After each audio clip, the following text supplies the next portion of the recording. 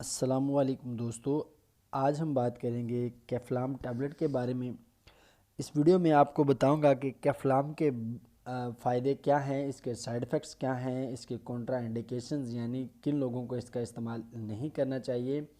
اس video میں کیفلام کے بارے میں تمام ضروری باتیں آپ کے ساتھ شیئر کی جائیں گی۔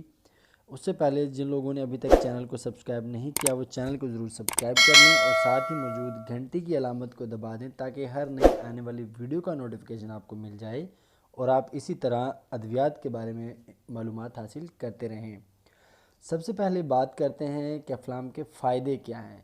تو اس کا استعمال کسی چوٹ کی صورت میں ہونے والے درد میں کیا جا سکتا ہے۔ اس سے جو چوٹ کا درد ہے وہ ختم ہو جائے گا۔ اس کے علاوہ انفلامشن یعنی کسی بھی سوجن کی وجہ سے ہونے والی درد میں اس کا استعمال بہت مفید ہے۔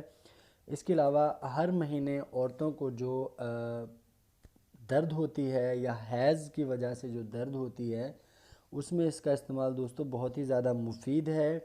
اس کے ساتھ ہی جن لوگوں کو آدھے سر میں درد ہوتا ہے وہ اس کا استعمال کر سکتے ہیں، اس میں بہت مفید ہے۔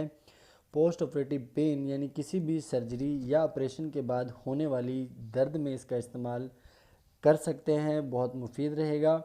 ریمیٹوائڈ ارتھرائٹس دوستو یہ ایک جوڑوں کی بیماری ہے جس میں انگلیوں کے خاص کر کے ہاتھوں اور پاؤں کی انگلیوں کے گرد جو جوائنٹ ہیں ان میں سوجن ہوتی ہے اور اس کے علاوہ آپ کے گھٹنوں میں یا کسی بھی باڈی کے اور جوائنٹ میں سوجن کے ساتھ درد ہو سکتا ہے، تو اس میں اس کا استعمال بہت مفید ہے۔ یہ جو آپ کو بتائے گئے ہیں یہ اس کے پازیٹیو ایفیکٹ ہیں یعنی اس کے اچھے اثرات ہیں، لیکن ہر میڈیسن کے اچھے اثرات کے ساتھ اس کے برے اثرات بھی ہوتے ہیں۔ یعنی سائیڈ ایفیکٹس کی بات کریں تو اس کو استعمال کرنے سے آپ کو چکر آ سکتے ہیں، سر درد ہو سکتا ہے، سکن پر الرجی ہو سکتی ہے، آپ کا جو معدہ ہے وہ اپسٹ ہو سکتا ہے، آپ کو دیکھنے میں دھندلا پن ہو سکتا ہے۔ اس کے علاوہ آپ کے جگر کے جو انزائم ہیں وہ بڑھ سکتے ہیں۔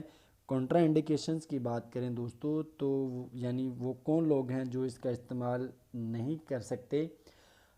کیفلام کا استعمال وہ لوگ نہیں کر سکتے جن کو کسی بھی قسم کا معدے میں السر ہے۔